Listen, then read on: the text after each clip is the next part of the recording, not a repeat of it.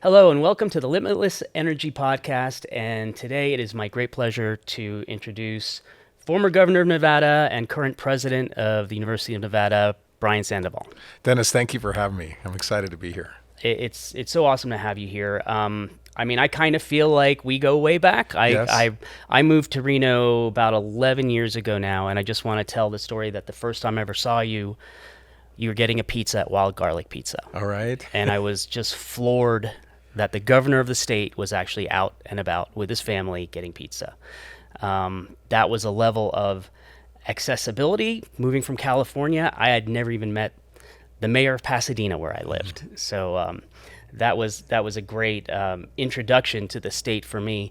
And then the company got started. We really started firing up in 2016. You were still governor, and we were able to meet you in your office and talk about the launch of Dragonfly Energy. Do you remember that? I do. I do. It was very exciting. So there was some. It was a different time. There was a lot more collaboration with China. We had the Chinese consulate come by, and we were talking about sort of a bridge at the time. And politics have obviously shifted, and we're more looking at I would say, a de-risking strategy in the United States here. But as time evolved, our relationship with you, and especially with the university, has continued to progress. So I want to thank you for all the support you've given us.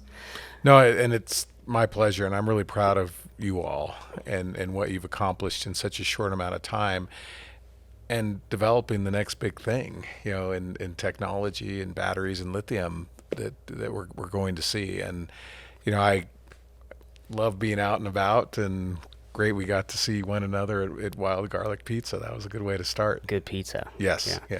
Yeah. So before we get into Nevada and lithium, I want to talk about your transition into academia. So this has been done before. Obviously, I guess the latest would be Senator Sass, who's now at University of Florida. But why does it make sense? Well, it makes sense first and foremost. I grew up here. I went to grade school, high school, and I'm the first university president who's also an alum of the university in its 150-year or 149-year history. But as governor, higher education, K through 12 education were a big priority for me, and also economic development and the future of the state. And so all these things, it was essentially hopefully being the right person at the right time with the right experience to bring all these things forward. Education and economic development go hand in hand. And let's talk about one important thing you did as governor, and you can tell me how involved you were, but the fact that Tesla and Panasonic chose Reno or Fernley to build the first gigafactory here in the United States. How did you participate in that? How important were, let's say, the tax abatements? No, and I'd love to tell that story. And I was heavily involved in that process. But even backing up, so I was elected in 2010, and the state was in its worst economic Right. place that it had ever been in. We had 14.5% unemployment, close to 300,000 people had lost their jobs. We're worse in the country in high school graduation rates, medically insured, reading attainment, math attainment, all of those things. And we knew we needed to diversify the economy. So we moved economic development from the lieutenant governor's office into the governor's office. Okay. And created the governor's office of economic development. But what we also did was created a strategic plan. And within that strategic plan was an intentional effort to obviously attract new businesses to the state, and particularly advanced manufacturing. So that was essentially the genesis of what led to bringing Tesla to the state. And I can go into more detail. So we previous to Tesla, we attracted Apple here, and Apple has a data center a few miles east of Sparks.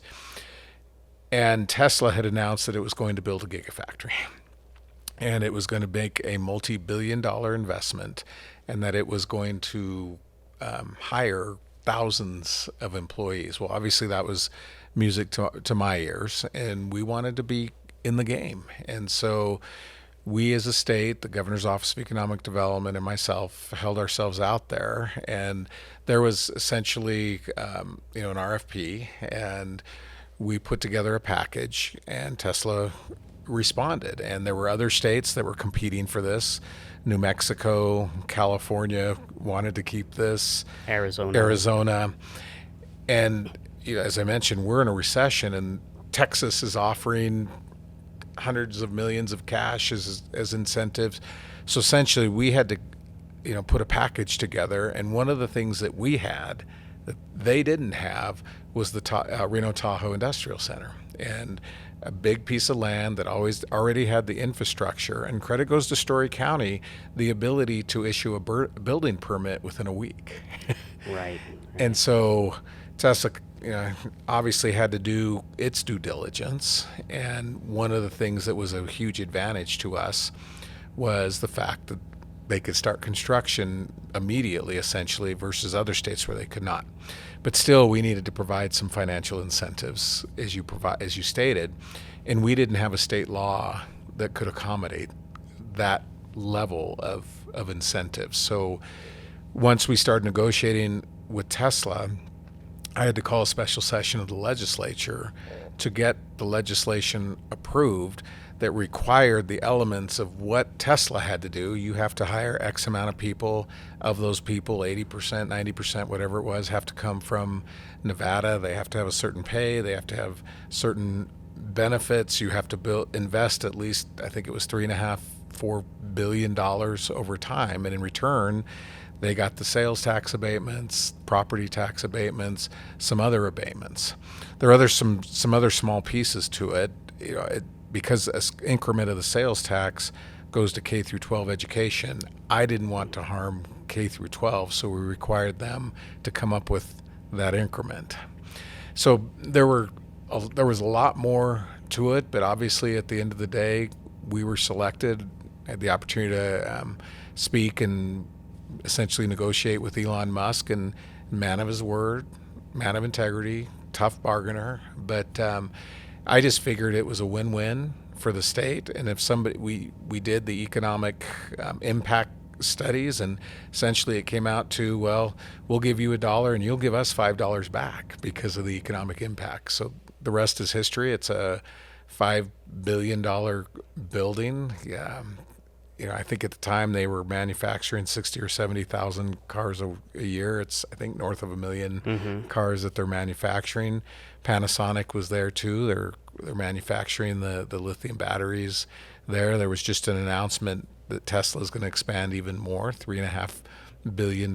They employ close to 10,000, if not more than 10,000 people, and it's changed the landscape for Northern Nevada. For sure. And I mean, that's what you're describing is the direct effect. And there's also an indirect effect. And that's why I bring up that particular part of what GoEd did, because Dragonfly was part of the halo effect. We had no affiliation, still don't, with Tesla.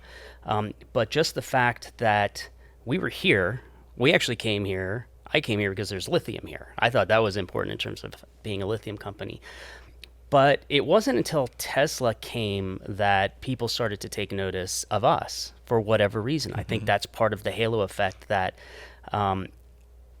if they had not come, then we wouldn't be where we are today. So for that, I thank you for the work that you put in. It was all about Nevada and really, again, diversifying our economy and giving people opportunity. I will never forget as governor, we set up an opportunity in Southern Nevada for individuals to renegotiate their loans on their houses. And I got there at 7 a.m. There was a line of hundreds of people.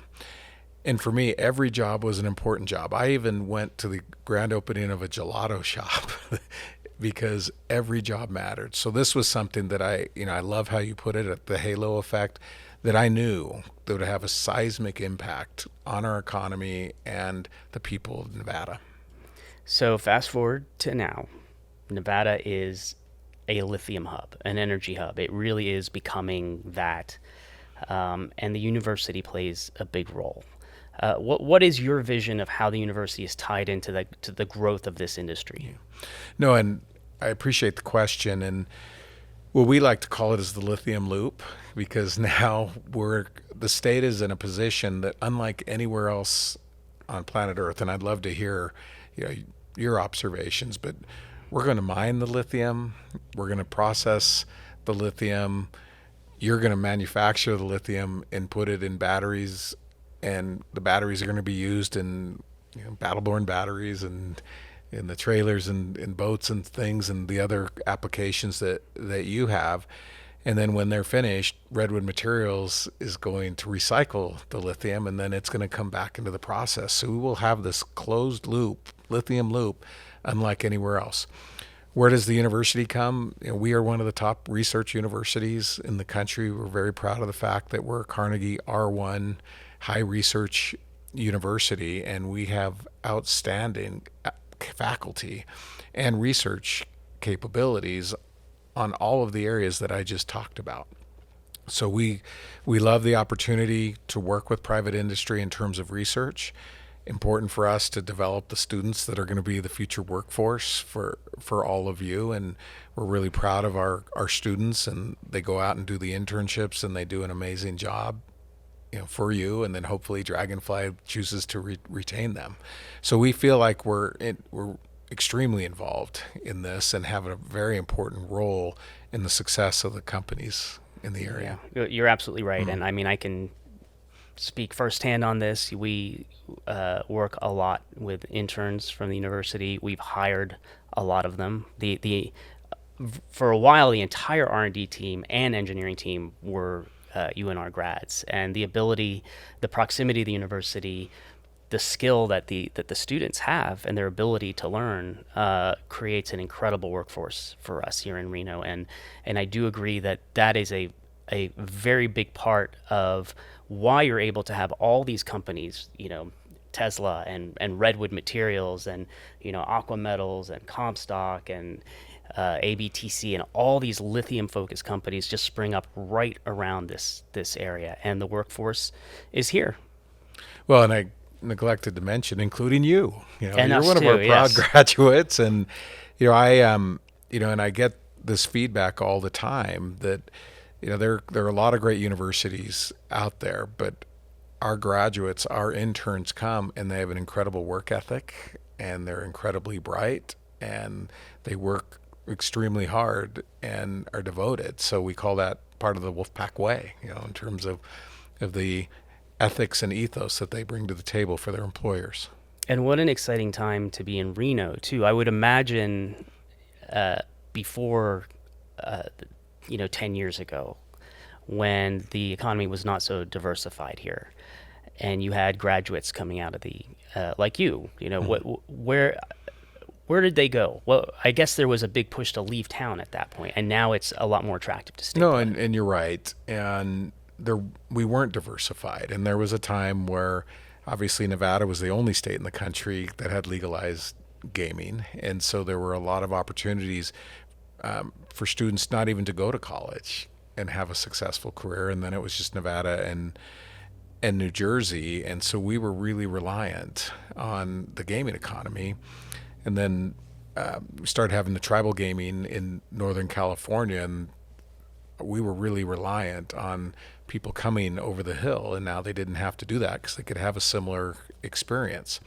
Now, fast forward, when I became governor and we had those economic challenges, I'll never forget, front page above the fold, Reno Gazette Journal, and I don't mean this pejoratively of Detroit, but it said Reno, the Detroit of the West. And the point of that was our economy was imploding. And so that was part of the impetus to really diversify the economy. But, you know, back to your question, our graduates, they graduate, they had to go somewhere else in order to get a great job.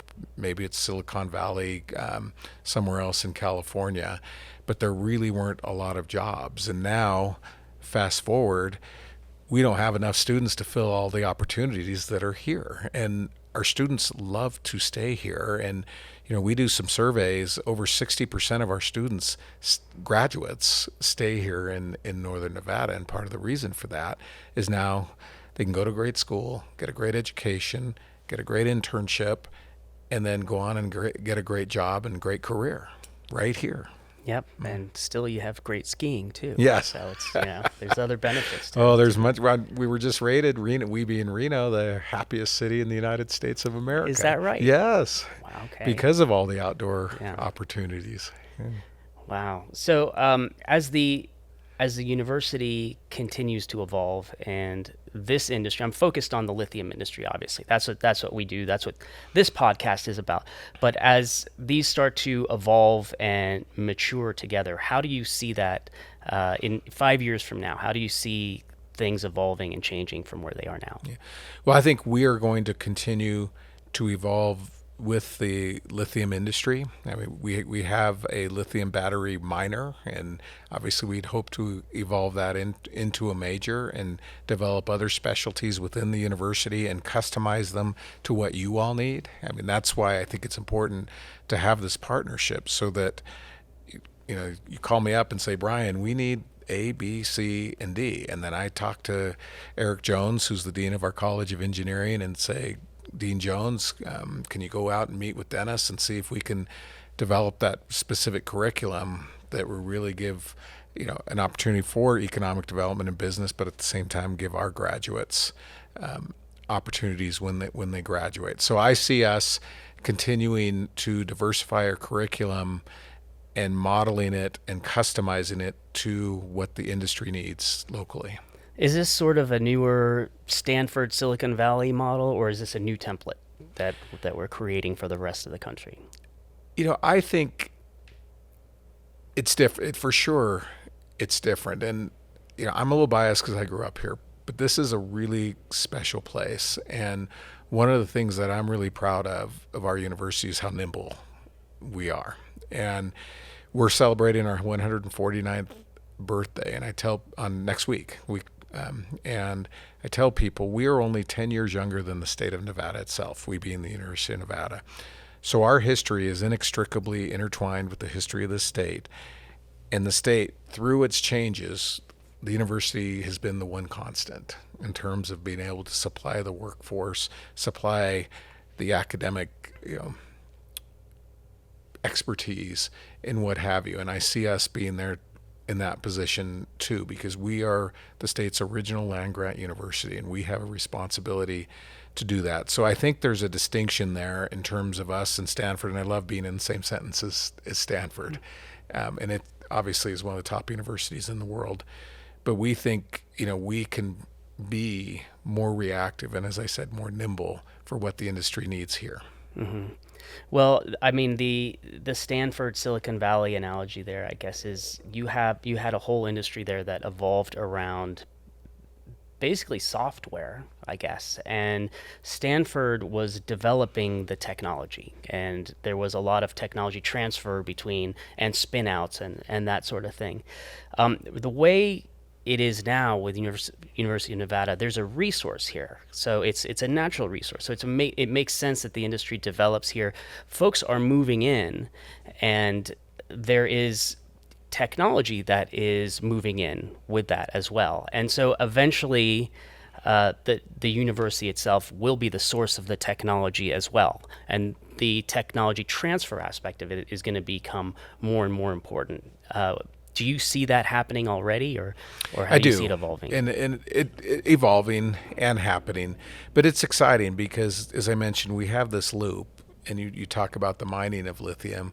We have the Mackey School of Mines and Earth Sciences. So we have one of the top mining schools in the country that is already working with them. And, I just finished meeting with a mining company that has a new technology that wants to invest and create, a faculty position that can help them. And I think that's exactly what you're talking about. But in the College of Engineering, College of Science, both of those have eminent researchers that have the ability to come up with this, the new, whatever the next big thing and new things are, in cooperation with industry to develop this new intellectual property that I think will advance and accelerate what you all do.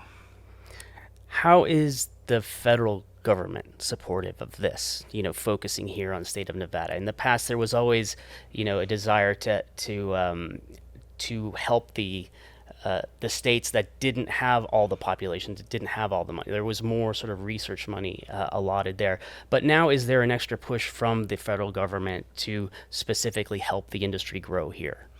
I think so. I'm not as close to it as I used to be as governor, but I do know, we do have constant conversations with our federal delegation, our senators and Congress people. But we also we work with the National Science Foundation. We work with the federal government, because typically the larger universities, you said Stanford and those, would basically get more than the lion's share of the research money that is out there. And we would like to see, a better spreading of the wealth, I'll put it that way, than exists right now. But it's incumbent on us to show that we're capable and deserving of doing that. So that's part of why we have really put an emphasis on our research mission, and we continue to move up the ranks of a Carnegie High Research Institution. I do see a lot of support from our senators, our congressmen, and the governor. We actually just did a trade mission to Canada with Governor Lombardo, and so there's definitely support from our local representation. And the governor, I'm glad that he really is putting a priority on economic development. And thank you for being a part of that trade mission. We had multiple faculty members, we had 2 deans, and the vice president of our research and innovation that were on that trade mission as well. Yeah, it's exciting times. It's exciting times. So I guess we'll wrap it up here. I know you're a busy guy, so I'll let you get back to running the university. But thank you so much for being on the podcast. Yeah, and it's always a pleasure talking to you. No, and thank you for the opportunity. Thank you for what you do. I think Dragonfly Energy is one of the great stories in Northern Nevada, and I really mean that. It is the essence of the American success story. So really proud of you and your team.